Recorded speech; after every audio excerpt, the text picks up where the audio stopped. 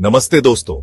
आज मैं आपको एक ऐसी कहानी सुनाने वाला हूं जो आपको रोमांचित कर देगी। एक छोटे से गांव में जहां रातें सन्नाटे से भरी होती थीं, रामू नाम का एक लड़का रहता था। उसकी छोटी सी झोपड़ी गांव के आखिरी छोर पर थी। पास में एक पुराना बरगद का पेड़। गांव वाले कहते थे कि उस पेड़ पर भूत रहता है, पर रामू को यह सब बकवास लगता था। एक रात बारिश की बूंदें खिड़की पर टपक रही थी। अचानक उसे बाहर से कोई आवाज सुनाई दी। कोई धीरे धीरे उसका नाम पुकार रहा था, रामू, रामू। उसने खिड़की खोली तो देखा बरगद के नीचे एक लालटेन जल रही थी, पर कोई नजर नहीं आया। हिम्मत करके वो बाहर निकला। बारिश में भीगते हुए वो पेड़ के पास पहुंचा। लालटेन हवा में झूल रही थी, जैसे कोई अदृश्य हाथ उसे थामे हो। रामू ने डरते हुए पूछा, कौन है वहां?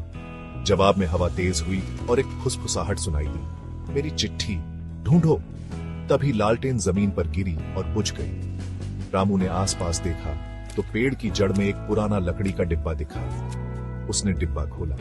उसमें एक पीली पड़ चुकी चिट्ठी थी। उसमें लिखा था, मैं तुम्हारा दादाजी हूं। गांव का खजाना मेरे साथ दफन है, नदी के किनारे तीसरे पत्थर के नीचे। रामू का दिल जोर से धड़का। उसके दादाजी तो 20 साल पहले गायब हो गए थे। अगली सुबह वो नदी के किनारे गया। तीसरे पत्थर को तो सचमुच एक छोटा संदूक सोने के सिक्कों से भरा था।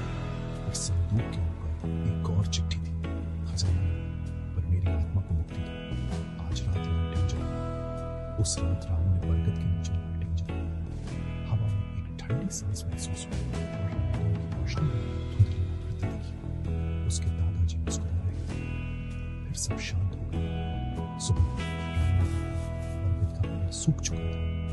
गांव वालों ने कहा, भूत चला गया। रामू जानता था ये भूत नहीं, बल्कि एक अधूरी कहानी का अंत था। धन्यवाद दोस्तों। ऐसी और कहानियों के लिए चैनल को सब्सक्राइब करें और बेल आइकॉन को दबाना ना भूलें।